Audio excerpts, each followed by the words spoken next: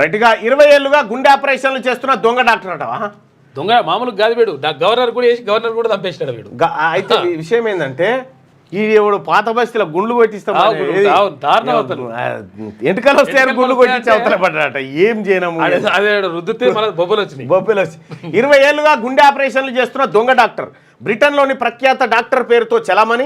మధ్యప్రదేశ్లో ఓ ఆసుపత్రిలో 15 మందికి శస్త్రచికిత్సలు, వారిలో 7 మృతి. పరారిలో నకిలీ వైద్యుడు తాజాగా అరెస్టు. 15,000 ఆపరేషన్లు చేసినట్టు ప్రచారం.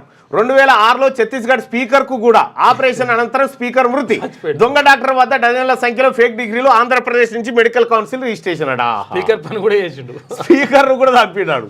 దొంగ డిగ్రీలతో బ్రిటన్ జాతీయుడైన ప్రఖ్యాత cardiac surgeon doctor N John కామ్గా చలామణి అవుతున్న మోసగాడు మధ్యప్రదేశ్లోని మిషన్ ఆసుపత్రిలో ఏకంగా 15 గుండె ఆపరేషన్లు చేసి 7 చావుకు కారణమయ్యాడు.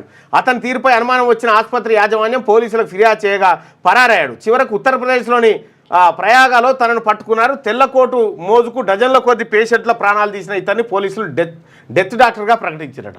వీడు స్పీకర్ కూడా చంపిండట. వాళ్ళు కూడా బాగానే నమ్మిరు స్పీకర్ పంపించినట్టు ఎట్లుంటారు డాక్టర్ దగ్గరికి.